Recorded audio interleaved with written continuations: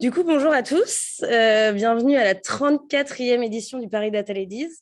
Donc, les Paris Data Ladies, c'est un meet-up qu'on a créé il y a 5 ans avec 6 de mes anciennes collègues de Campmetry. Et maintenant, on est 12 organisatrices. On est plus de 3700 membres sur Meetup. Et donc, on est à la 34e édition, donc c'est super. Avant le Covid, on faisait tout en physique. Pendant le Covid, tout en digital. Et maintenant, on est hybride. Donc, c'est génial. On est de plus en plus. Donc, c'est trop cool. Donc, pour cette édition, on est accueilli par Octo Technologies. Donc, Myriam va vous faire une petite introduction d'Octo Technologies. Ensuite, on passera aux 3 talks qui dureront 20 minutes et aussi où à chaque fois, il y aura 10 minutes de questions. Voilà, et bienvenue à tous. Merci Justine. Bonjour tout le monde. Donc, moi, je suis Myriam, je suis CTO, Chief Technology Officer d'Octo Technologies. Donc, Octo, qu'est-ce que c'est? C'est un cabinet de conseil, de réalisation, de développement, français, qui travaille sur les sujets IT divers et variés, pardon, dans la data. Je pense que c'est un sujet qui vous intéresse, c'est pour ça que vous êtes là ce soir. Donc voilà, du data engineering, de la data science en production et sur des sujets vraiment qui intéressent nos clients. Aujourd'hui, on a fait un petit focus sur le progrès des métiers industriels. Donc, on a choisi 3 cas d'usage, vous allez voir vraiment sur ces sujets progrès des métiers industriels à destination des humains, qui aident les humains dans leur métier industriel au quotidien. Donc voilà, et puis on recrute des data engineers et des data scientists. Donc si vous êtes intéressé par nous, par Octo, n'hésitez surtout pas à venir nous rejoindre. Voilà. Je vais peut-être laisser tout de suite la parole et la scène à nos 3 speakers. On va commencer par Léa, d'Octo. Léa, à toi la parole.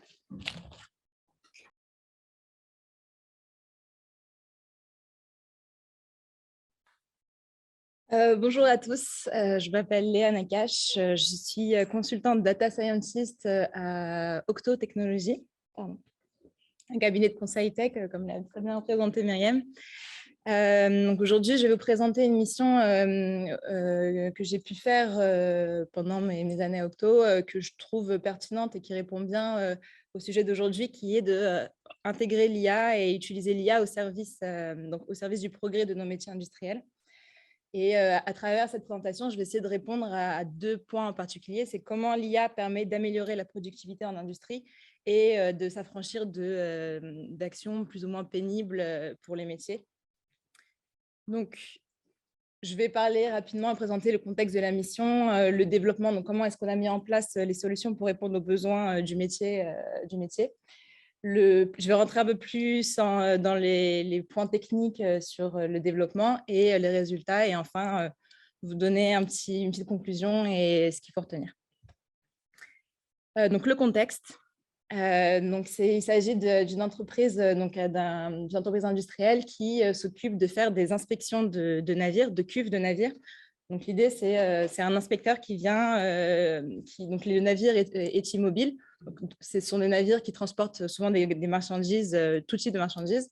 Et l'inspecteur arrive et doit inspecter toutes les parois intérieures, extérieures du navire. Donc, ça peut être, vous voyez un peu l'idée, l'énormité du navire. Donc, ça peut être des endroits très grands ou alors très étroits et très sombres. Donc, il faut que l'inspecteur se faufile avec une frontale. C'est assez compliqué comme tâche à faire. Donc, l'entreprise a eu comme idée de remplacer, et donc du coup, ce que doit inspecter, ce qu'on doit trouver dans ces cuves, c'est les zones de corrosion. Donc ça, c'est quand même le détail important. Trouver les endroits où il y a des corrosions et essayer d'évaluer ces corrosions, dire si elles sont plus ou moins dangereuses et si oui, dans ce cas-là, le navire est immobilisé plus longtemps et pour réparation. Donc, l'entreprise a décidé d'utiliser des drones. Donc, pour pouvoir remplacer en fait cette tâche, l'idée c'est que l'inspecteur se trouve cette fois sur le navire à sa manette et fait bouger le drone le long du navire et enregistre, donc le drone filme, enregistre la vidéo. La vidéo est dans un second temps récupérée par l'inspecteur et avec son carnet, il note tous les endroits où il y a des corrosions sur la vidéo. Bon, ça, du coup, c'est le problème de cette méthode-là, c'est que ça prend du temps et immobiliser un navire, ça coûte cher. Donc, l'idée, c'était d'accélérer ce processus. Donc, ils ont pensé à utiliser un modèle. L'idée principale, c'était d'intégrer ce modèle-là dans le drone et en même temps que le drone filme, le modèle détecte sur les images les endroits où il y a des corrosions. Et l'inspecteur donc regarde en temps réel l'image et rectifie si jamais le modèle s'est trompé.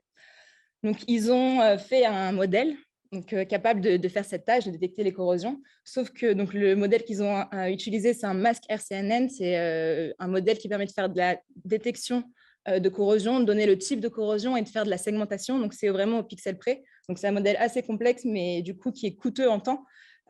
Pour vous donner une idée, une vidéo de 8 minutes, le modèle mettait 2 heures à inférer, ce qui est énorme. Et donc, au final, ça ne répond pas au besoin qui était d'accélérer le processus pour pouvoir avoir un résultat rapidement et ne pas immobiliser le navire trop longtemps. Donc, les enjeux, c'est pour ça qu'ils ont fait appel à Octo, à notre expertise technique, pour pouvoir essayer de résoudre ce problème-là, donc récupérer leur modèle et essayer d'explorer des pistes, essayer d'améliorer ce temps d'inférence. L'objectif, donc eux voulaient faire du temps réel, on a un peu challengé ce besoin. L'objectif principal, c'était surtout de diminuer le temps, donc on s'est arrêté à 3 minutes. Donc l'idée, c'est de passer d'un temps d'inférence de 2 heures pour une vidéo de 8 minutes à 3 minutes, ce qui est déjà énorme.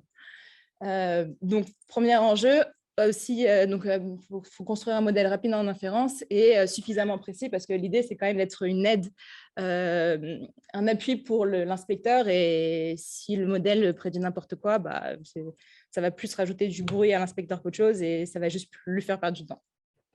Donc, rapide et suffisamment précis. Et les contraintes qu'on a, du coup, c'est un contexte assez particulier. On se retrouve dans un navire, donc on n'a pas l'accès à Internet, on n'a pas d'alimentation, donc il faut que l'ordinateur ou l'application ou ce qu'on utilise, qui va utiliser le modèle, puisse avoir une autonomie assez longue, d'où le temps d'inférence assez bas, parce que si le modèle met trop de temps à inférer, on n'a plus de batterie et donc plus possible d'avoir les résultats. Et donc, il va pouvoir embarquer le modèle sur Edge. Donc, le développement, donc une fois qu'on a compris un peu la problématique, il a fallu trouver des pistes de résolution pour pouvoir améliorer le temps d'inférence. Donc, il y a eu 2 grosses pistes d'exploration. Donc, si on prenait leur modèle tel quel et qu'on ne touchait pas au modèle, la première piste, c'était les leviers qu'on pouvait avoir sur l'image. Il y a 3 grands leviers qu'on peut avoir. Quand je dis image, c'est la vidéo. Donc, il faut comprendre qu'une vidéo, ça se découpe en plusieurs images. Et pour vous donner une idée, 1 seconde de vidéo, ça contient 25 images, ce qui est assez énorme. Et là, on a un peu challengé ce besoin. Un modèle n'a pas besoin de voir les 25 images sur 1 seconde pour faire sa prédiction. S'il a quelques images, parce que l'idée aussi, c'est que la vidéo résultante soit assez fluide pour l'inspecteur. Donc, si c'est trop saccadé, ce n'est pas non plus agréable à voir. Donc, essayer de voir, de challenger un peu ça, voir à quel nombre de frames on peut s'arrêter pour réduire le temps de calcul et quand même que ce soit assez fluide pour l'inspecteur. Réduire la résolution de l'image, ça aussi, c'était une autre piste qu'on avait, et réduire la taille de l'image. Donc ça, c'est tout ce qui est propre à l'image. Donc, on a fait ces pistes-là, et puis après, ce n'était pas suffisant. Donc, je vous montrerai les résultats, et donc on s'est dit, autant s'attaquer au modèle directement. Eux, donc là, j'ai mis une petite image pour vous montrer la différence. Eux avaient un modèle qui faisait de la segmentation, donc c'était vraiment au pixel près, on avait les masques des corrosions. Donc, on a challengé encore une fois ce besoin, on leur a demandé si faire juste une box détection, plutôt que d'avoir une segmentation, avoir juste le carré qui indiquait là, on a une corrosion, plutôt que d'avoir le pixel près, ça vous va. Ils étaient OK avec ça. Pareil, ils avaient un modèle qui faisait du multiclasse parce qu'il y a différents types de corrosion. On a demandé aux clients s'ils pouvaient, si le fait d'avoir juste une classification binaire, oui ou non, on a une corrosion, ça suffisait. Ils étaient OK. Et du coup, on s'est dit autant utiliser un modèle avec une architecture optimisée pour l'inférence. Parce qu'aujourd'hui, dans l'état de l'art, il y a énormément de modèles qui sont adaptés à ça, justement, qui ne sont pas aussi complexes que le masque RCNN, mais qui permettent, pour une même performance, avoir un temps d'inférence largement réduit. Donc ça, c'est je ne vais pas vous détailler tous les types d'expérimentations qu'on a faites, mais c'est juste pour vous donner un exemple de pistes qu'on a eues pour par exemple, si on travaillait juste sur ce que je vous avais expliqué, le nombre d'images par seconde, et qu'on regardait, donc on a utilisé différents modèles, donc on ne les a pas choisis au hasard, on a utilisé des modèles dont on savait qu'ils avaient une architecture optimisée pour l'inférence. Donc, on a comparé, donc le masque RCNN, c'était leur modèle initial, et on a comparé les résultats avec d'autres modèles optimisés. Et en fonction, donc en baissant le nombre d'images par seconde, donc on voit bien qu'on réduit drastiquement le temps d'inférence pour une vidéo de 5 minutes. Et donc, bon, on est parti, donc on s'est arrêté sur un minimum de 3 images par seconde pour avoir le résultat assez fluide et pour quand même réduire le temps d'inférence. Donc, ça, c'est juste un exemple. Mais donc, je vais quand même me focaliser plus sur la partie modèle. Donc, comment est-ce qu'on a amélioré leur architecture, leur modèle pour pouvoir réduire le temps d'inférence? Donc, je vous ai parlé de leur modèle initial. Donc, c'était un masque RCNN. Je ne vais pas trop rentrer dans les détails, mais concrètement, comment ça se présente? Il y a 2 grosses parties. Donc, il y a une partie extraction de features. Donc, ça, c'est un réseau de neurones convolutionnel. On lui donne l'image en entrée et ce qui sort de ce réseau de neurones, c'est une feature map. Donc, c'est une carte où il y a toutes les caractéristiques des features. Donc, on a enlevé la partie fully connected. Donc, l'idée, ce n'est pas de faire la classification, c'est juste de récupérer l'image avec les caractéristiques, donc de résolution plus faible, qu'on donne à un autre réseau de neurones qui, lui, va détecter les zones d'intérêt. Donc, ce réseau de neurones-là va essayer de trouver à quel endroit dans l'image il y a des objets. Donc, on récupère juste des box où on sait qu'il y a un objet à l'intérieur, qu'après, on redonne à d'autres couches de convolution pour pouvoir faire la régression, donc essayer de trouver les bonnes coordonnées de la box et la classification, dire quel type d'objet se trouve dans la box. Et en plus de ça, le modèle faisait de la segmentation, ce que je vous expliquais. Et donc ça, c'est encore d'autres couches qu'on ajoute à ce réseau de neurones pour faire de la prédiction de masques au pixel près. Donc, c'est hyper coûteux en temps de calcul. Donc, nous, on s'est dit, bon, bah voilà, on a les 2 grosses étapes qu'on veut, c'est ça, c'est avoir l'extraction de feature et avoir une détection de box et classification, oui, non, est-ce que c'est une corrosion dans la box. Donc, on a remplacé le VGG16 par un MobileNet V2, dont on savait que c'était un modèle de son architecture était optimisé. Et la partie détection, on l'a juste remplacé par ce qu'on appelle un modèle SSD. C'est un enchaînement de convolutions qui permet de faire à la fois la détection et la classification, donc corrosion ou pas corrosion. Donc là, et puis donc, je vous ai donné un peu un tableau pour vous imaginer l'ordre de grandeur entre le MobileNet et le VGG16. Donc rien que pour la couche de convolution qui extrait les features, on passe de 138 millions de paramètres pour le VGG16 à 4,2 millions. Donc, c'est un modèle beaucoup plus léger et, donc, et le nombre d'opérations, donc on passe de 15 000 à 500, ce qui est énorme comme différence. Donc, déjà, en changeant cette partie-là du réseau de neurones, on sait qu'on va gagner un peu en temps d'inférence. Donc, pourquoi est-ce que le MobileNet V2, donc je vais essayer d'expliquer, ce n'est pas un tour de passe-passe, hein, pourquoi est-ce que le MobileNet V2 a une architecture plus optimisée que le VGG16 ? Donc, ils ont changé en fait les types de convolutions. Donc, c'est des convolutions optimisées, ce qu'on appelle depth-wise separable convolution. Ça permet au réseau de neurones d'être plus léger. En gros, si je reprends un peu l'idée, donc juste pour vous rafraîchir un peu la mémoire de ce que c'est qu'une convolution, bah, une image, il faut l'imaginer comme une matrice de pixels. Et on applique à cette image un kernel. Un kernel, c'est quoi? C'est aussi une matrice de pixels, mais beaucoup plus petit. Et je vous ai donné un exemple en haut à droite pour vous donner l'intuition qu'il y a derrière. Un kernel en fait, permet d'extraire les caractéristiques de l'image. Et là, en l'occurrence, ce kernel-là, donc on passe de -1 à 0 à 1, permet d'avoir cette différence de contraste de couleur. Et on obtient comme feature, en gros, ça permet d'avoir les contours de l'objet. Donc ça, c'est un type de feature qu'on peut retrouver avec ce kernel. Et il y a plein de kernels différents qui permettent de trouver plein de features différentes. Et le calcul donc, de convolution, c'est quoi? C'est une multiplication pixel à pixel qu'on somme pour avoir un chiffre. Et ce kernel-là, on le déplace tout au long de l'image et ça nous donne l'image résultante. Donc ça, c'est en gros l'idée. Mais maintenant, donc, ce que je vous ai montré, c'est pour une image à 2D. Donc, une image en couleur, ça a 3 canaux, donc rouge, vert, bleu. Donc, c'est un peu plus compliqué. Il y a 3 épaisseurs pour une image. Et donc, le kernel, il a aussi 3 épaisseurs. Donc, je ne vais pas trop rentrer dans les détails, mais il faut imaginer ce calcul-là comme je multiplie un gros kernel, un gros cube, je fais une grosse convolution que je fais n fois parce qu'on a plusieurs kernels dans une couche de convolution. Alors que la méthode de MobileNet V2 donc, sépare cette méthode en 2. Donc, ça découpe en 2. Dans une première étape, on prend le kernel, on le divise en 3. Donc, on a 3 canaux différents, donc pas identiques, différents, qu'on applique aux 3 canaux d'image. Donc, on a 3 trois canaux résultants différents adaptés aux trois kernels. Et seulement après, parce que nous, on veut une image 2D, donc on ne veut plus les trois canaux, on applique un kernel beaucoup plus simple, donc de profondeur 3 et de taille 1,1, pour pouvoir juste additionner les trois canaux de l'image résultante. Et en fait, ce qu'on multiplie, donc dans l'exemple que je montrais avant, on a besoin de n kernels. Les n kernels, on les applique que pour la deuxième partie et pas pour la première partie. Donc, intuitivement, vous imaginez bien que si on fait n fois un plus petit kernel, on aura un peu moins de calcul. Je ne veux pas rentrer dans les détails pour vous perdre, mais juste que vous ayez l'intuition. Et si vous voulez, on pourra en discuter ou vous montrer faire les formules mathématiques, mais déjà l'intuition.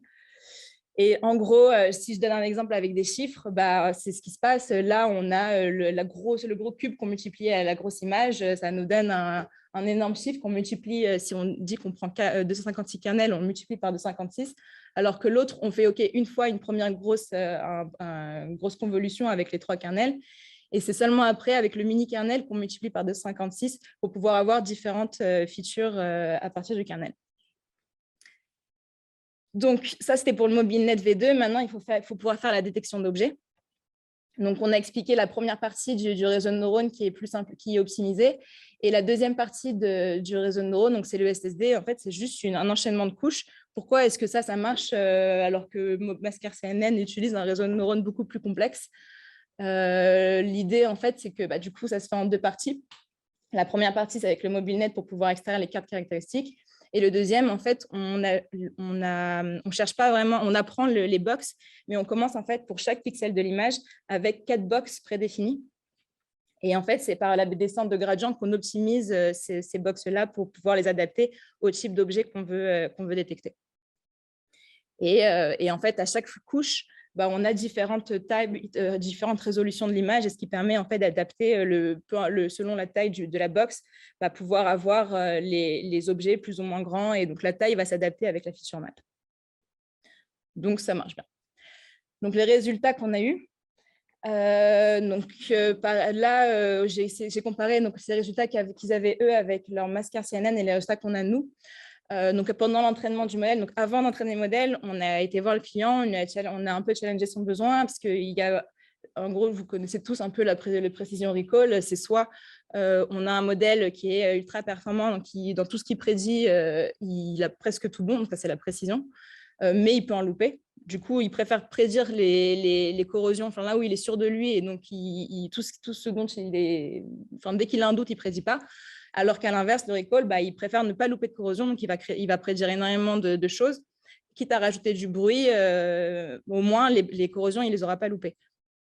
Et en fait, le client nous a dit que lui préférait, et donc l'inspecteur a préféré avoir un modèle qui ne loupait pas de corrosion, quitte à avoir des faux positifs, donc des zones où le modèle disait qu'il y avait une corrosion alors qu'il n'y en avait pas, plutôt que d'en louper.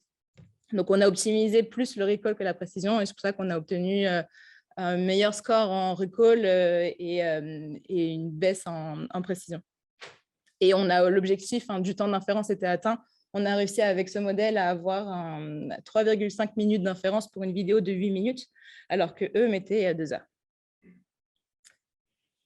Donc, le modèle est entraîné. Maintenant, il faut qu'il soit utilisé par l'inspecteur. Donc, ce n'est pas tout de faire un modèle super performant et qui a un temps d'inférence réduit. Maintenant, il faut pouvoir l'embarquer et construire quelque chose utilisable par l'inspecteur. Donc, on a construit une application que je vais vous montrer juste après, une application qui permettait en fait de récupérer la vidéo du drone qui avait le modèle embarqué, l'inspecteur pouvait cliquer sur le bouton pour lancer l'entraînement, l'inférence de la vidéo, et récupérer la vidéo inférée, et était capable d'analyser du coup la vidéo en 3 minutes après que dès qu'il y avait 8 minutes de vidéo, il était capable, donc on avait coupé ça en toutes les 8 minutes, il récupérait la vidéo au fur et à mesure et faisait ses prédictions. Et du coup, une des prochaines étapes, c'était d'utiliser carrément un Edge TPU. Donc ça, c'est une clé qu'on accroche à l'ordinateur qui peut embarquer le modèle, et ça accélère encore plus le temps d'inférence puisque les TPU sont adaptés pour ça.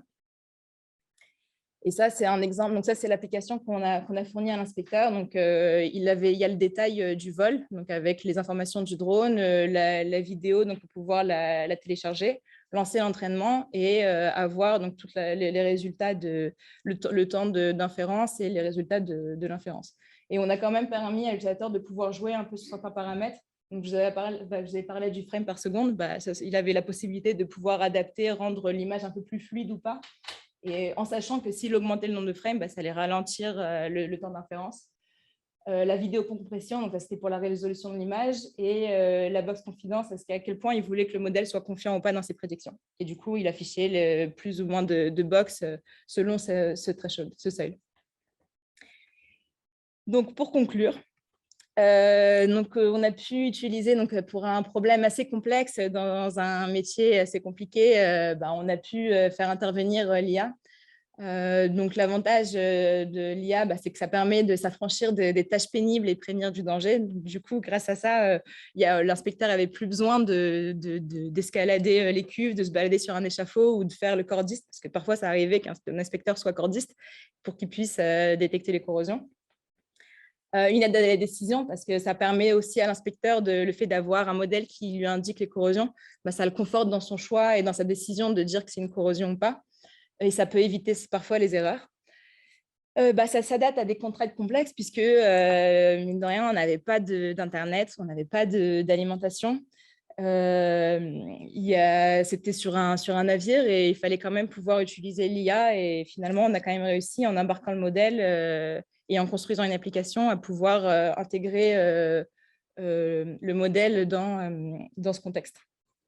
Et du coup, ça a aussi permis d'améliorer la productivité parce que du coup, grâce à ce modèle, on a un gain de temps, donc d'argent. Et du coup, le navire, il n'a plus besoin de rester immobile très longtemps, et ce qui est avantageux pour le métier. Donc, moi, après, ce que ça m'a apporté en tant que data scientist, c'est vrai que c'était hyper intéressant, déjà, l'approche métier. Comprendre le besoin utilisateur, c'est un contexte qui n'est pas facile parce que là, il fallait s'adapter un peu aux besoins et il y avait toutes ces contraintes, le fait de devoir embarquer un modèle, de devoir réduire de 2 heures à 3 minutes, ce qui est vraiment, c'était pas gagné quand on avait commencé la mission. Et tout ce qui est aussi pédagogie, parce que c'est souvent d'un milieu où ils ne sont pas très tech et on ne parle pas forcément le même langage. Il faut être capable de vulgariser, d'être un peu pédagogue, de faire comprendre des notions complexes simplement. Donc, c'était hyper enrichissant pour moi. Et si je dois faire passer une idée à travers ces présentations, c'est que, OK, un modèle complexe, c'est bien, c'est performant, mais à quel prix ? Parfois, ça peut être cool, plus utile d'utiliser un modèle simple juste en challengeant le besoin de l'utilisateur. Donc voilà, si vous avez des questions.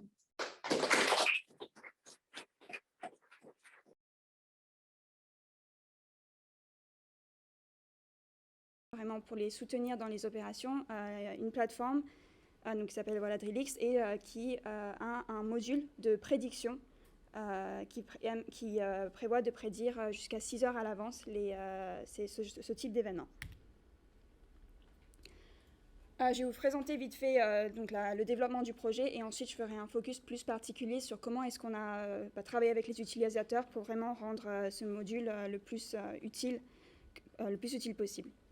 Donc en termes de la donnée, il y a eu beaucoup de données bien sûr collectées à travers les années. Donc les utilisateurs nous ont mis à disposition cette donnée avec à chaque fois une date de début pour un événement kick. Cette donnée elle a ensuite été revue par les product managers présents dans les équipes et ils ont donc pu labelliser les dates de début, les risques de zone et autres à partir de rapports et d'autres données disponibles. Et du coup, pour nous, d'un point de vue data science, ce qui a été fait, c'est qu'on a décidé de gérer le problème comme étant une classification binaire. Donc, sur les time series, on a labellisé nos points comme étant des 1 et des 0 si c'était un point événement ou si ce n'était pas un point événement. Donc, tout point qui était après le début d'un événement a été retiré parce que du coup, il y a eu trop d'actions et c'était de la donnée qui a été beaucoup trop bruyante. Et par contre, les 6 heures avant un événement ont été labellisées en tant que 1. Et les zones de risque ont du coup aussi été labellisées avec des 1. Donc la visualisation que vous avez ici, c'est une manière très opérationnelle de voir les choses. Vous avez sur le Y le temps, donc le 0 c'est maintenant. Et en fait, vous avez 4 datasets ici présents. Et donc vous voyez les petits traits verticaux comme ça représente en fait les 1 dans le dataset. Et donc, vous voyez qu'ils sont labellisés jusqu'à 6 heures avant. Et il y a aussi des zones de risque ici et là. Je parlerai des couleurs un peu plus tard dans la présentation, mais du coup, c'est comme ça qu'on présente nos données. En termes de features engineering, donc, il y a eu beaucoup de travail fait. Donc, comme je disais, c'est quand même un projet qui date depuis 2020. Donc, il y a eu beaucoup d'améliorations faites dessus. Les features qu'on a faites, c'était des features statistiques, donc sur les time series, des features métiers, donc encore une fois, vraiment travail avec les utilisateurs sur comprendre selon quels étaient les grands facteurs d'un kick et créer ces features dans la donnée. Donc, je vous ai mis ici en exemple une feature de peak. Et ça, c'est en gros, je vous disais, une remontée de fluide. Donc, un des fluides, c'est le gaz. Et donc, on suit ici en rouge le gaz qui sort d'un puits. Et je ne sais pas si ça se voit très bien, mais il y a en pointillé les données, la moyenne des pics de gaz. Donc, ici, on a un petit pic et la moyenne qui monte. Ici, il y a un autre pic et donc la moyenne qui monte. Donc, ce type de feature, donc encore une fois, beaucoup de travail avec les utilisateurs. Et enfin, le troisième type de feature sur lequel on a travaillé, c'est des capteurs virtuels. Je ne sais pas si certains d'entre vous sont déjà familiers, mais du coup, l'idée, c'est que nos capteurs qu'on a en time series, en temps réel, dans le training et dans la partie live, ce qu'on fait, c'est qu'on fit un nouveau modèle de régression cette fois-ci, qui va essayer de prédire quelle devrait être la donnée des capteurs à ce moment-là. Et ça nous permet de créer des features telles que la prédiction moins la valeur actuelle du modèle, du capteur, et voir s'il y a une grande différence. Peut-être que c'est indicatif à ce niveau-là de quelque chose qu'il faudrait qu'on regarde, que c'est pas normal qu'il y ait une telle différence. Et du coup, je vous ai mis un autre visuel, donc toujours avec le temps sur l'axis Y.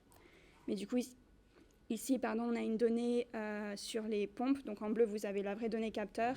Et en vert, vous avez la donnée du capteur virtuel, que donc vous voyez se calibre un peu au début, mais ensuite suit assez bien les tendances.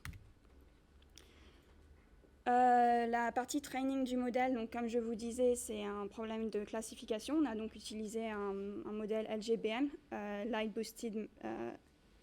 Gradient Boosted Machine. C'est donc une sorte de tri, de Gradient Boosted Tree. C'est un choix qui a été fait assez en amont du projet et qui a apparemment été revisité. On a utilisé des métriques custom, j'en parlerai après. Et enfin, pour le output de notre modèle, on a décidé de plutôt prendre les probabilités plutôt que le label 1 et 0. Et ça, c'était parce qu'on voulait pouvoir communiquer à l'utilisateur une idée de risque dans les prédictions. Aussi, on a fait notre entraînement grâce à MLflow, ce qui nous a vraiment aidé à voir les performances évoluer du modèle au fur et à mesure. Donc Databricks MLflow, qui est un outil très super et super facile d'utilisation. Donc la solution technique qu'on a mis en monde, donc comme je vous disais, on a des données capteurs qui arrivent du monde entier. Ces données capteurs, on les récupère avec Total grâce à un Real-Time Center qui en fait nous stream les données à travers un Kafka directement et on les sauvegarde dans un data lake. Donc toute la technologie qu'on utilise, c'est Microsoft Azure. Ces données sauvegardées dans le data lake, toutes les 2 minutes, il y a un nouveau job qui va venir les cleaner et calculer les features dont je vous parlais tout à l'heure.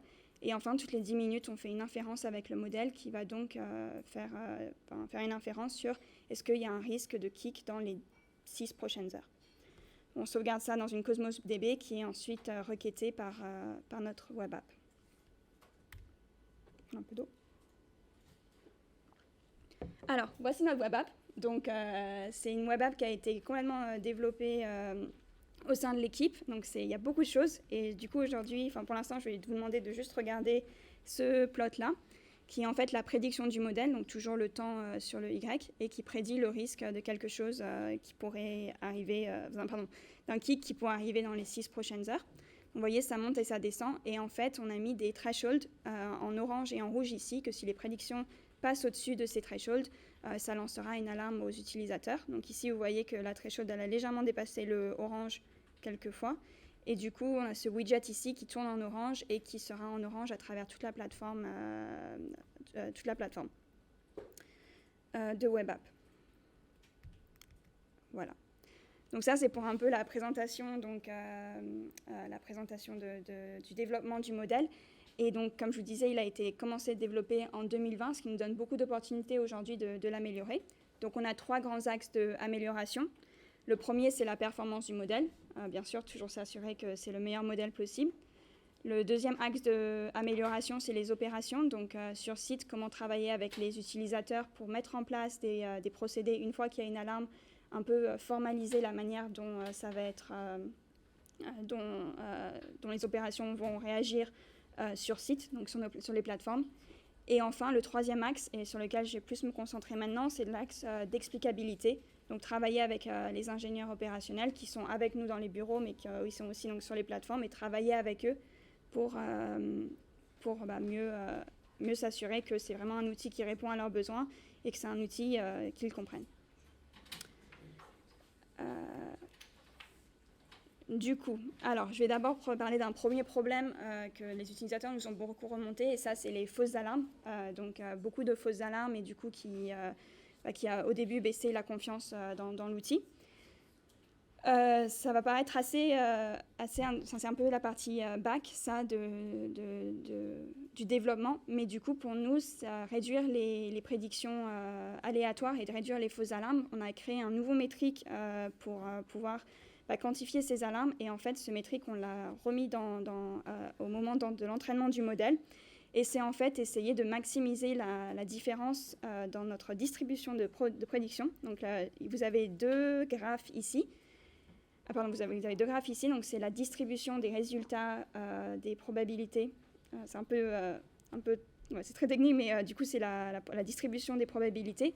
Donc la courbe orange montre les points qui sont labellés comme des 0, et la courbe bleue montre les points qui sont labellés comme des 1. Donc là c'est un exemple très mauvais, où il n'y a pas de différence dans les prédictions qui sont faites pour les deux types de points de données, et qui vraiment se axent sur un 0,5. Et ici, on a un autre exemple où du coup, la courbe est beaucoup plus intéressante, où on a beaucoup plus de points 0 qui sont biaisés sur la gauche, donc biaisés sur des prédictions de 0, et sur biaisés vers la droite, tous les points qui sont labellisés donc, comme des événements. Donc cette métrique nous a beaucoup aidé pour faire prendre des décisions au fur et à mesure, pour s'assurer qu'il n'y avait pas qu'on minimise le nombre de prédictions aléatoires. Une deuxième partie qui, cette fois-ci, beaucoup plus dans la communication avec les utilisateurs, c'était mettre des thresholds. Donc, je vous ai montré la threshold orange et la threshold rouge tout à l'heure sur le front-end. Et en fait, ces thresholds, elles ont été calculées au fur et à mesure du développement. Et la manière dont on l'a fait, en fait, c'est qu'à l'entraînement du modèle, donc après l'inférence sur le test set, on a parlé avec notre product manager et avec les utilisateurs, et aussi beaucoup d'itérations là-dessus, mais en fait, décider de où mettre la valeur orange et où mettre la valeur rouge. Et on a décidé on a un peu tourné le sujet, et la valeur orange, donc la limite orange, c'est mis pour qu'on autorise 2 alarmes orange par jour à travers le monde. Et la limite rouge, c'est pour autoriser une demi-alarme par jour à travers le monde. Donc comment on a fait ça ? Dans un classifier normal, ce qui se passe, c'est qu'on a la limite à 0,5. Donc tout point au-dessus de 0,5 est marqué comme un événement, et tout point en dessous est marqué comme un non-événement. Et du coup, nous, on a mis la threshold beaucoup plus haut, à 0,9. Et on l'a ensuite descendu au fur et à mesure pour voir quelle était cette limite de prédiction qui nous permettait de minimiser le nombre de fausses alarmes. Donc, ce qui nous a donné ce que vous avez vu ensuite sur la web app. Et le dernier point dont je vais vous parler aujourd'hui, donc pour tout ce qui est explicabilité aux utilisateurs, je ne sais pas si beaucoup d'entre vous, encore une fois, sont familiers avec les valeurs SHAP. Les valeurs SHAP, c'est marqué ici, donc interprète d'impact, ça interprète en fait la valeur d'une feature, à quel point est-ce qu'elle va impacter la prédiction finale du modèle. Et donc, ça nous donne un peu, d'une manière grossière, la contribution de chaque feature individuelle à la prédiction finale. Et donc, j'ai marqué ça ici, que chaque feature qu'on a dans notre modèle, la SHAP valeur associée, si on fait la somme de toutes ces valeurs, ça va nous donner la prédiction. Donc, une SHAP qui a une très grande valeur a en fait beaucoup d'impact sur la prédiction finale, et du coup a beaucoup d'impact sur le risque qui a été créé. Du coup, on a grossièrement décidé d'utiliser cette valeur pour indiquer aux utilisateurs quels étaient les leviers qui leur étaient mis à disposition pour réduire le risque de kick en temps réel. Donc ça, on a travaillé beaucoup avec les utilisateurs où d'abord on leur a montré nos features et demandé est-ce qu'ils comprenaient les features présentes. Eux-mêmes les ont groupés dans des propriétés physiques, mécaniques, hydrauliques et gaz. De ça, à l'entraînement du modèle, on a encore une fois donc, calculé les limites rouges et les limites oranges, calculé les SHAP features et mis aussi des limites sur les features SHAP. Et ça fait qu'à l'entraînement en live, à l'inférence en live, on calcule les SHAP values de chaque feature, de chaque point de données. Les 3 features qui ont le plus d'impact sur le risque, on les montre directement sur le front. Et ensuite, on aussi visualise quels groupes de features ont eu le plus d'impact, encore une fois, pour vraiment donner un levier aux utilisateurs, comprendre ce qui se passe et les aider à réagir de la manière la plus appropriée. Donc je reviens sur le même front que tout à l'heure, donc juste pour un peu mieux expliquer. Donc maintenant, vous êtes familier avec les limites oranges et les limites rouges. La barre qui est en haut, quand on passe dessus sur la web app, ça va montrer le nom des 3 top features, donc 1, 2, 3. On a mis des couleurs spéciales, donc pour tout ce qui est gaz en bleu, en violet les hydrauliques et en jaune les mécaniques. C'est aussi montré ici sur les risques, donc c'est un peu de la donnée fausse ici, mais c'était vraiment pour pouvoir visualiser.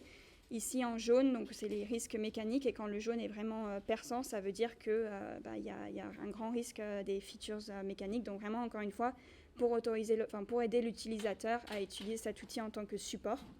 Et ils peuvent cliquer sur ces 3 icônes qui vont ensuite montrer plus de données comme ça, et de leur point de vue ingénieur, pouvoir voir ce qui se passe avec leurs connaissances et ensuite prendre des décisions appropriées. Je pense que j'ai un peu dépassé les 20 minutes, mais... Donc, slide final, donc on a une solution qui est mise à disposition des utilisateurs 24 heures sur 7, qui est disponible sur tous les sites à travers le monde. On a une prédiction toutes les 10 minutes, et c'est vraiment un outil qu'on a travaillé avec les utilisateurs au travers des 2 dernières années. Et donc, c'est un outil qui est vraiment là pour les soutenir et pour les aider à prendre les bonnes décisions dans des situations à la pression. Voilà.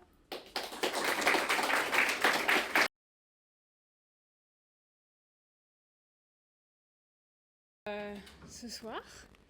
Et donc en effet, je vais vous parler de réseau ferroviaire ce soir. Et petite précision, notamment pour des raisons de confidentialité, je ne vous parle pas d'un projet qui a lieu là tout de suite maintenant, mais en fait d'un projet sur lequel j'ai travaillé en 2017.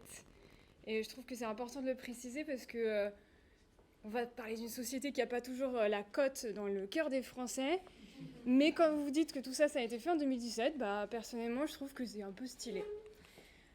Du coup, quelques mots à propos de moi. Je m'appelle Marie Krapp, je suis freelance en data et avant ça, j'ai travaillé dans différentes boîtes, toujours dans le domaine tech, plus particulièrement dans le domaine data. J'ai notamment été Head of Data chez Sunday, Head of Data Science Analytics chez VP, le groupe vente privée, CTO chez Staffme et Data Scientist à la RATP et à la SNCF. Donc vous retrouvez là une petite affinité pour les transports. D'ailleurs, en parlant d'affinité, petit warning, je vais essayer de ne pas trop m'emballer, mais le ferroviaire, j'adore ça, je trouve ça super intéressant. Et 20 minutes, ce sera le challenge de ce soir. J'ai eu beaucoup de mal à choisir d'ailleurs de quel projet parler. Vous voyez, ça c'est moi à côté d'un grand train, ça c'est moi à côté d'un petit train.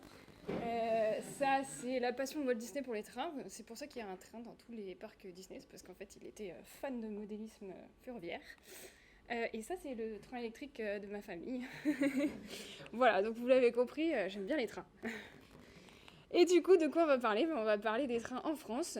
Et figurez-vous qu'on est quand même sacrément bien lotis. On a un réseau ferroviaire en France qui est assez exceptionnel, comparé à beaucoup de pays dans le monde. Mais 28 000 km environ de lignes, c'est beaucoup de travail. Pour la maintenance, il faut penser non seulement aux rails, mais en fait, il y a aussi les ouvrages d'art, par exemple les ponts. Vous avez la végétalisation qui peut se développer autour. Vous avez l'infrastructure électrique. En fait, vous avez énormément de choses qui doivent être surveillées, entretenues, qui peuvent causer des incidents parfois. Et on va parler du coup d'un cas seulement, mais les différents gestionnaires de réseaux ferrés ont lancé des projets d'intelligence artificielle sur énormément de sujets de maintenance préventive autour de ça. Et tout petit disclaimer avant de rentrer dans le vif du sujet, pour des raisons à la fois de vulgarisation, de tenir en 20 minutes et de confidentialité, il y a des tout petits détails qui peuvent être soit simplifiés, soit très légèrement modifiés. Et donc de quoi on parle? On parle de pantographe.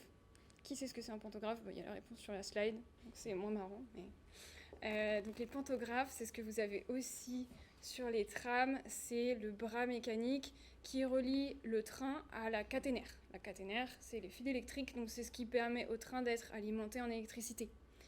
Comme les arcs que vous voyez ici, il y en a généralement 2, ils sont en carbone ou en cuivre, sont en constant frottement avec la caténaire. Évidemment, vous avez de l'usure.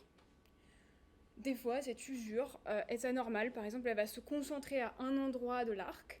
Et la pire chose qui puisse arriver, c'est que, à force de creuser une sorte de sillon à un endroit précis de l'arc, la caténaire se bloque dans le pantographe. Et à ce moment-là, le train va arracher l'infrastructure électrique sur toute la distance qu'il lui faudra pour s'arrêter. Quand ça arrive, vous imaginez bien, c'est une catastrophe. Déjà, c'est dangereux, mais en plus de ça, il faut remonter l'infrastructure électrique derrière. Donc ça arrive très rarement, mais quand ça arrive, on en entend beaucoup parler, et ça bloque énormément de gens. D'où l'enjeu pour SNCF Réseau, mais pour à peu près n'importe quel gestionnaire de réseau ferré à travers le monde, d'essayer de réduire ce nombre d'incidents à 0. 0,000 à l'année. D'où la naissance d'un projet. On se dit, génial, on va faire de l'intelligence artificielle pour surveiller tout ça, mais alors, déjà, pourquoi faire de l'intelligence artificielle? Pourquoi est-ce que ça ne suffit pas de surveiller ces pantographes? Tout simplement parce que la fréquence de passage des trains en site de maintenance n'est pas suffisante. Il faut quand même monter au-dessus du train. C'est dangereux de faire une inspection des pantographes. Et le taux d'utilisation du matériel ferré fait que, entre deux passages en site de maintenance, il peut malheureusement se produire quand même un incident de ce type.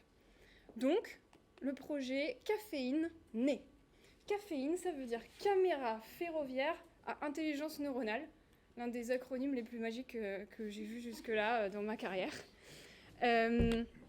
Et donc l'idée, c'est plutôt que d'aider les inspecteurs en site de maintenance, d'aller mettre des modules caméra au-dessus de la voie directement, sur des portiques de signalisation, qui vont détecter l'arrivée d'un train. Lors de la détection, se mettre à faire un shooting photo de ce train, à haute fréquence, 60 fps pour que ça marche avec des TGV, etc. Et ensuite, on va vouloir classer ces images, pour plusieurs raisons. Déjà parce que, du coup, un train, ça va produire énormément d'images, que là, il n'y a que les pantographes qui nous intéressent, et que là, il n'y a pas beaucoup Internet, il n'y a pas beaucoup d'électricité, il n'y a pas beaucoup de poids autorisé, il y a énormément de contraintes. On est sur un portique de signalisation au-dessus de la voie, on ne fait pas ce qu'on veut, et on est très très contraint, donc il faut pouvoir utiliser le moins d'électricité possible, le moins d'internet possible. Donc on veut vraiment envoyer juste les photos qui nous intéressent à un système central. Ensuite, on fait une étape assez marrante aussi. On veut regarder la face avant du train et détecter quel est le numéro de ce train. Je ne sais pas s'il y en a que ça choque parmi vous, que je dise qu'il y a cette étape-là. Parce que moi, ça m'a un petit peu choquée quand je suis arrivée. Je me suis dit, mais vous n'avez pas juste un gentil dataset qui dit à tel endroit, à telle heure, il y a tel train qui passe. Eh ben non, ça n'existe pas. Non, ça, c'est quand même, faut se rendre compte. Alors, j'espère que depuis, ça a changé. Sûrement, ça fait 5 ans. Mais à l'époque, en fait, SNCF est incapable de vous dire quel train passe à quelle heure, quel jour. Pour ça, il faut appeler les chefs de gare qui vont regarder leur carnet de notes et vont dire « Ah oui, le TGV X512, il va passer à tel endroit à peu près vers telle heure. » Voilà. Encore une fois, c'est un peu simplifié, mais grosso modo, il n'y a pas de dataset pour faire ça. Donc on est obligé de passer par du machine learning, sélectionner une image de face avant, trouver la plaque d'immatriculation du train dans cette image et extraire les caractères. Et enfin, tout ça, c'est pour envoyer les photos des pantographes avec le numéro de train dans un système central qui, dans un second temps, entre guillemets seulement, servira à lancer finalement un deuxième projet qui lui sera vraiment dédié à la détection des défauts eux-mêmes. Puisque finalement, dans toute cette histoire, on ne pouvait pas d'emblée faire un projet de détection des défauts dans des photos de pantographes, puisqu'il n'y avait pas de jeu de données. Donc le premier enjeu, c'était créer un grand jeu de données de photos de pantographes, ce qui de toute façon allait faciliter grandement le travail d'inspection, puisque les gens doivent maintenant regarder des photos et labelliser des photos dans un système central au lieu de faire les inspections en site de maintenance. Mais dans un deuxième temps, évidemment, le but était d'automatiser cette deuxième partie-là aussi. Donc, je pense que vous l'avez compris, l'objectif du projet, c'est d'abord cette centralisation des images de pantographes. Pour ce faire, SNCF Réseau ne travaille pas seul, mais nous, en partenariat avec une société montée par des chercheurs en data science, et avec lesquels ils se mettent d'accord sur un livrable qui est un système fiable à 99%. Et moi, j'arrive dans ce projet, et l'état des lieux, c'est qu'il y a déjà pas mal de temps et d'argent qui ont été investis, environ 2 années de projet, en fait. Et je rappelle, à ce moment-là, on est en 2017. Le système qui a été développé, qui est en prod, est jugé inutilisable. Et SNCF Réseau, pour qui c'était vraiment une figure de proue, ce projet, est en perte complète de confiance, non seulement sur la capacité de ce projet à avoir des résultats intéressants, mais en fait sur l'intelligence artificielle au sens large. Parce qu'ils se disent, mais en fait, on nous envoie de la poussière aux yeux, l'intelligence artificielle, c'est du marketing, et ça ne sert à rien, à part à vider nos comptes. Donc, essayons de comprendre un petit peu ce qui se passait sur ce projet, et grosso modo, le partenaire dit que non, le système qui a été fourni fonctionne au niveau de performance attendu, là où le client lui dit non, moi j'ai quasiment 90% d'erreurs. Donc 99% de fiabilité, 90% d'erreurs, peut-être que certains commencent à avoir une intuition, mais est-ce qu'il y en a qui veulent s'exprimer sur qui a raison, qui pense que la SNCF a raison? Les supporters de la SNCF dans la salle? Aucun supporter qui pense que la boîte, le partenaire a raison? Ah d'accord. Donc soit tout le monde a déjà compris, soit personne ne veut s'aventurer à donner une proposition. Donc concrètement, le système, si on le regarde un petit peu de près, voilà ce qu'on voit. En effet, on voit un peu tout et n'importe quoi, des rails, de la toiture, pas beaucoup de pantographes de temps en temps, il y en a quand même un ici, là. Donc en effet, ça semble pas très prometteur. Mais côté partenaire, qu'est-ce qu'on nous dit? On nous dit, nous, la tâche, elle est simple, on a un jeu de données, une succession d'images, qu'on doit classer en 4 catégories, les rails, la toiture, les pantographes et la face avant. Et notre système permet bien, en effet, de réaliser cette tâche avec une accuracy de 99%. Qui a raison? Vous l'avez peut-être compris maintenant, on a un problème, en fait, de compréhension entre SNCF, le besoin du métier, et les experts data science qui ont travaillé sur ce sujet. Un train, disons que c'est 2200 images. Donc avec 99% d'accuracy, on a quand même 1% d'erreur. Donc finalement, on aurait plus d'une vingtaine d'erreurs sur un seul train. Donc la question, ce n'est pas l'accuracy, en tout cas ce n'est pas la question la plus importante ici, mais c'est d'aller regarder plus en détail la fameuse matrice de confusion. Et là, dans la diagonale, on voit bien qu'on a une super accuracy, c'est juste un exemple sur un shooting de train, c'est pas les vrais chiffres du coup de tous les datasets qu'on utilisait. Donc on voit qu'on a une accuracy de 99%, sauf que ce qui intéresse SNCF ici, c'est les images remontées dans leur système, à savoir les images labellisées par le modèle comme étant des pantographes, et là on n'en aurait que 2 qui sont vraiment des pantographes parmi 16 images. Donc 12,5% de précision. Et on retrouve ce fameux « Ah, on a quasi 90% d'erreurs, c'est quoi ce truc de nul ?» Donc c'est quand même un peu dommage, parce que 2 ans de projet, des gens qui ne savaient plus parler, vraiment une progression totalement bloquée, à cause finalement d'une absence de communication entre les termes du métier, les termes data scientist, fiabilité à la SNCF, ça veut dire quelque chose qui a une réalité très industrielle, là où ça avait été traduit comme accuracy côté data science, et tout ce beau monde ne s'était pas parlé, n'avait pas défini les termes, mais surtout avait cadré beaucoup trop rapidement et trop légèrement le projet. Si le cadrage avait été fait plus en profondeur, on aurait pu définir dès le début que c'était pas tellement l'accuracy qui comptait, mais un certain niveau de précision, peut-être aussi un certain niveau de recall. Parce que c'est bien d'être précis, mais si on rate la moitié des pantographes, comme c'est le cas ici, sachant qu'on essaye justement d'empêcher des accidents extrêmement graves, c'est un petit peu embêtant. Donc surtout un message pas très data, pas très technique ce soir, mais beaucoup plus gestion de projet. Mais parce que c'est ce que je constate dans plein de projets finalement data science, c'est que les facteurs clés de succès, ils sont souvent moins techniques que humains, communication et gestion de projet. Mais maintenant, quand même un petit peu de technique. Comment ça marchait tout ça ? Au moment où je suis arrivée, du coup, c'était des FPGA qui étaient utilisés, donc des circuits intégrés reprogrammables avec des langages bien spécifiques. Et ils utilisaient une méthode entre guillemets ancienne de traitement du signal qui s'apparente au SVM. Et ça, il y avait énormément de problèmes sur cette combinaison de technologies. La première, c'est que les itérations sont très longues. Des fois, pour permettre de nouvelles itérations du modèle lui-même, en fait, il fallait refaire des circuits intégrés. Donc, il fallait aller en usine et reconstruire des circuits imprimés. Donc, les itérations étaient de plusieurs semaines, voire plusieurs mois, ce qui n'est pas aujourd'hui un standard dans le monde de l'intelligence artificielle. Ensuite, ce type de modèle était extrêmement capricieux. Il y avait un fine-tuning nécessaire à chaque fois qu'on ajoutait une caméra sur le réseau national. Il fallait capter des images depuis exactement cette caméra, réentraîner je ne sais quoi avec. Bon, après, tout ça était très sombre parce qu'il n'y avait pas forcément de partage au niveau de la propriété intellectuelle.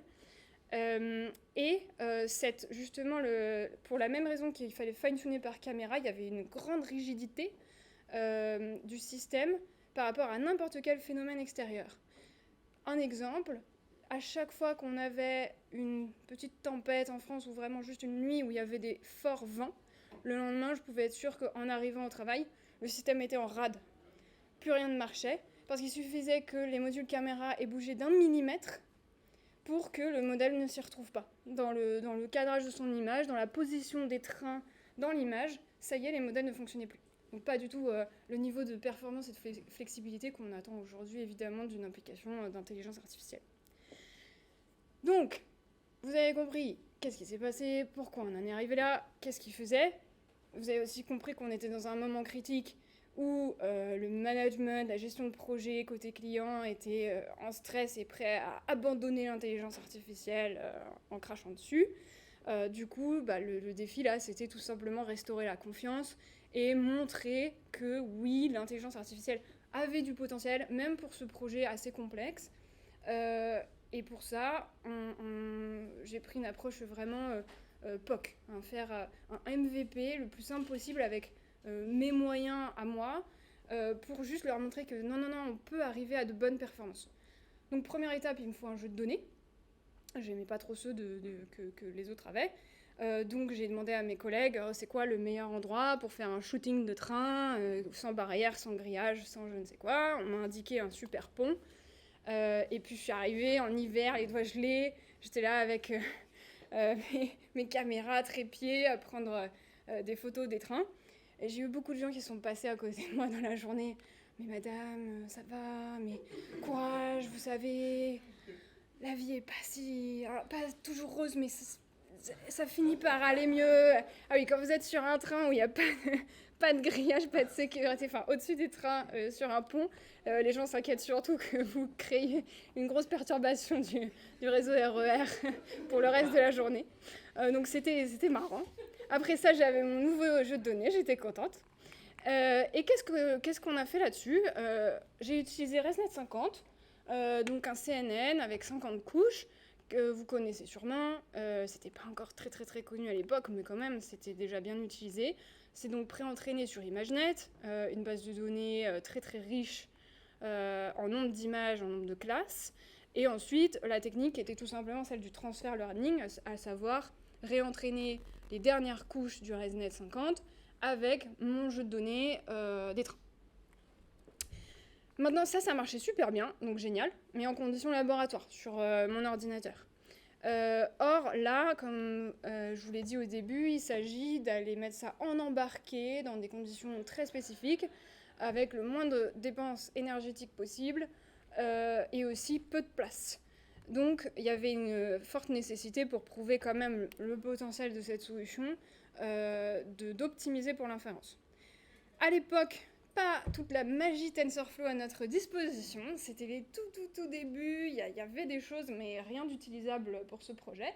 Par contre, c'était les toutes premières versions de NVIDIA TensorRT qui étaient sorties et qui nous ont bien aidés. Je me suis amusée à aller sur ce lien tout à l'heure. Je me suis rendu compte à quel point on n'aimerait plus utiliser ça aujourd'hui. Mais bon, et en termes de hardware, ça a coïncidé parfaitement avec le lancement du développeur kit Jetson TX2. Et comme ce projet était assez intéressant pour NVIDIA parce que novateur à l'époque, c'était génial. On a eu un petit partenariat avec eux et ils nous ont envoyé la Jetson TX2 en avant-première. Bon, pour ceux qui ne connaissent pas, c'est vraiment top. Il y a tout pour faire de l'intelligence artificielle en embarqué, ultra optimisé d'un point de vue énergétique. Il y a quelques connecteurs spécifiques comme celui du bas qui permettent de mettre directement une caméra. Donc ça permet vraiment, en bricolant soi-même, d'aller tester finalement le système de A à Z, encore une fois en allant sur le pont et du coup en faisant un peu peur aux gens, mais le MVP dans toute sa splendeur, quoi. Et là, tout le monde est content. Voilà, c'est magique. On arrive à avoir des bonnes performances, à montrer que le tout est possible en embarqué, avec des dimensions relativement acceptables, une consommation électrique relativement acceptable. Et c'est le début d'une nouvelle aventure pour SNCF, puisque à partir de là, en fait, c'est le vrai business qui commence, à savoir lancer un appel d'offres pour l'industrialisation de ce projet, ce qui est une toute autre paire de manches. Il faut mettre ce genre de module caméra plus IA un peu partout sur le réseau national. Il faut que ça résiste au brouillard salin, il faut que ça résiste au grêlon de 20 cm de diamètre, il faut que ça prenne des photos parfaites en toutes conditions météo, d'obscurité, mais sans flash, parce qu'il ne faudrait surtout pas éblouir le conducteur du train, etc. etc. J'ai quitté SNCF à la 300e page du cahier de spécifications techniques et fonctionnelles. Mais j'ai gardé contact avec mes collègues et je sais que depuis le projet Caféine a vu le jour, après voilà, 1 an et demi d'appel d'offres et 3 ans de déploiement en prod. Voilà. Eh bien, merci beaucoup pour votre attention.